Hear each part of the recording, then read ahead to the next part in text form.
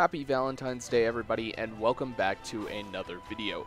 The 5,000 subscriber special is taking a little longer than expected, so hopefully that will be out in the coming days.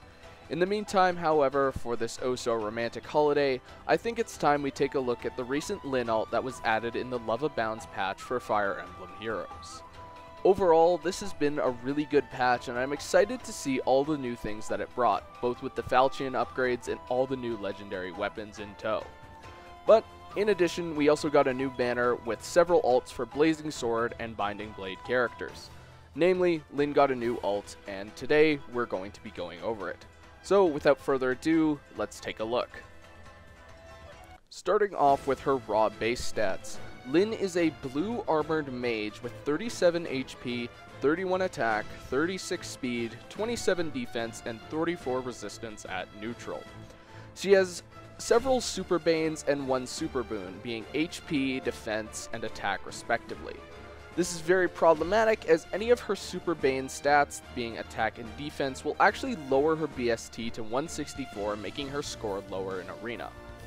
Her stat line is very similar to Halloween Henry's in the sense that she is fast and incredibly bulky on the magical side. Her attack is painfully average, and if you get a Bane in it, it is very hard to salvage without the proper Refinery and Sacred Seal options. Her speed, however, is great, being the highest for an armored unit and also the highest for an armored mage, allowing her to sweep a lot of opponents that she might not have been able to had her stat line be a little more balanced. Lyn also has very decent mixed bulk, gaining a super boon in HP, putting her at a respectable 41, and a defense of 27 that can be very easily salvaged with Weapon Refinery. Her resistance is also high enough that she can reliably ploy enemies outside of Armor Emblem teams if you aren't going to be running her default C skill of Armor March. Compared to the game's other two armored mages, Lyn and Henry perform very similarly, with Tharja being the noticeable outlier. She is much slower than the other two and has much better mixed bulk and higher HP, befitting of her base kit with Close Counter and Vengeful Fighter. However, Halloween Henry and Lyn have more or less the same stat spread, give or take a few points here or there. Personally, just looking at him on paper, Henry is probably much better, though I wouldn't know as I don't have one. That being said, Lyn's extra 2 speed points do allow her to more consistently make use of Desperation, and her default kit is also a lot more usable compared to what Henry has. Henry being a green mage opens up a lot more options for him and a lot more opportunities to counter very prominent meta threats. That being said, however, Lyn and Henry's stat spreads are so similar that you can probably get away with running either one of them depending on what your team needs. Honestly, if you have a better green armor unit, go with Lyn, but if you have a better blue armor unit, go with Henry. Lyn also continues the Brave Heroes trend of having 3 passives in her default kit. Firstly, her weapon Blue Gift Plus. It is a 12 might 2 range blue tome weapon that cancels Fortify and Rally buffs from 2 ranged enemies. This is very similar to what Muligir does, only with all types of ranged weapons instead of just magic. It is also refinable, but this is kind of problematic as if it is refined, it does not get the passive might boost that most other tomes and ranged weapons get because of how powerful its secondary effect is. Honestly, I say refine at your own discretion with this one because you aren't going to be getting that extra power boost with the other stat upgrades, and you'll have to rely on the might upgrade if you really want that extra few points in attack. Her assist skill is Ardent Sacrifice, which is pretty simple, exchanging 10 HP for 10 HP on an adjacent unit.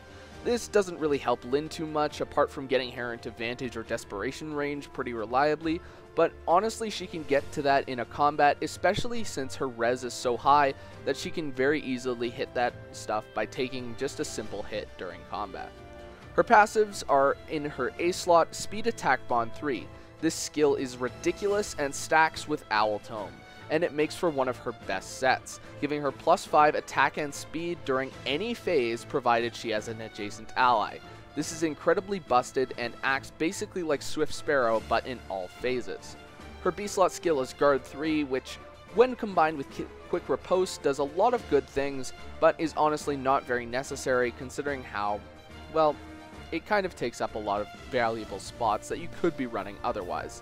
Armor March 3 as her third passive is excellent and gives her great synergy with Armor Emblem teams and her A-slot skill, allowing her to stay adjacent to allies almost all the time and proc attack speed bond, and get some extra movement for her other armored allies. Before I get into most of the builds I want to talk about, I want to quickly touch on the Armored Boots Sacred Seal that launched with the Tempest on February 14th. This allows Lyn to gain an extra space on mixed movement teams without the need for Armor March, and it also frees up her C slot as a result. However, it comes with the caveat of only working if Lyn is 100% HP, meaning unless you have a healer or some way to keep her at full HP, you're not going to get consistent use out of it apart from the very first turn. And while the first turn can be very useful for positioning, afterwards getting in and out of places might not be the best, as you will be low on HP by that point. Overall, it's a good option, but I think the stat boosting Sacred Seals and possibly the ploy Sacred Seals are much better options for your Sacred Seal slot. The first set I have here is a pretty simple Owl Tome set. By inheriting Blar Owl from a 5-star May, you can refine it for speed, defense, or resistance depending on what you want. Then all you need to do is give Lyn Swap and then Iceberg or Glacies as her special, and generally a different B slot. Personally, I prefer Vantage. Armor March is a great C-slot skill option, though if you're running her on a mixed movement team, you may want to trade it out for a ploy skill. My recommendations are Speed, Attack, or Res Ploy. And finally, Speed plus 3 in her final slot allows her to double plus Speed Ira if she has 2 adjacent allies, thanks to Attack Speed Bond and Owl Tome. If you're a complete dingus like I am and you decide to run Close Counter on your Valentine's Lyn, here is the setup I recommend you go with. You're going to want Blar Owl or Shine Plus, refined for defense. The reason I say Shine Plus is because it has the highest might of any blue tome and gets the passive might refinement, meaning you can reach devastating levels of attack even with a defense refine. Defense refine is optimal as it will patch Lyn's bulk up to 30, and that's great as it's basically having a plus defense Lyn for the no cost whatsoever. Swap is kept as the assist skill, and Iceberg or Glacies you cannot go wrong with. Close Counter is your A skill, of course, and for your B skill you're going to want Vantage 3 or Vengeful Fighter 3. While Lyn has plenty of speed with an Owl Tome, Vengeful Fighter 3 is there in case she needs to double some really fast sword units such as Mia or Ira, that she couldn't double otherwise without Attack Speed Bond, considering you're giving it up for Close Counter. For a C-slot skill, you're also going to want to go with Armor March or any of the ploys I aforementioned earlier, and finally Attack plus 3 as your Sacred Seal because you want that extra power, because again, your A-slot is taken up by Close Counter. The final set I have here is a player phase oriented Blade Tome set. Using Blarblade Plus and Swap, Lyn can get into position for attacking either offensively or defensively. Glimmer or Moonbow is a special since you're going to get the +1 cooldown from Blarblade, and you're going to want a very low cooldown special as a result. Attack Speed Bond or Fury are your best A-slot skill options. Personally, I think Fury works better if you're going for a more player phase oriented Blade Tome set, as it'll allow you to hit the Desperation range a lot faster, though Swift Sparrow or Death Blow can also be used if you want to prioritize player phase sweeping.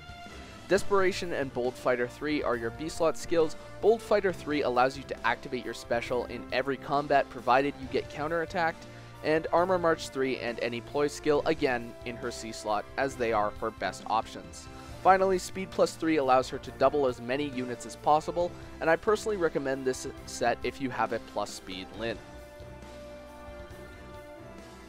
Overall, Valentine's Lyn is a great unit and one you should definitely pick up if you're lacking a blue slot for your armor team or you just need a really good blue mage. Personally, I really like her because she fills the hole for an enemy phase unit on Lyn Emblem, which expect an arena showcase later.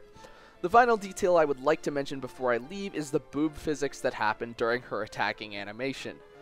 As you can see from her art, Lyn is wearing a corset. This is what corsets do, I think. I'm not sure. If there are any women in the comments who would like to correct me, please do. Although, I'm pretty sure that's what corsets do. Maybe. I don't know, it could be just a Japanese thing. Either way, I'm not complaining. That being said, I hope you all have the best of luck on your summons and you all manage to get your hands on this wonderful unit. As always, my name is ZerkMonsterHunter 4, and no matter what 2D women you like. Happy hunting.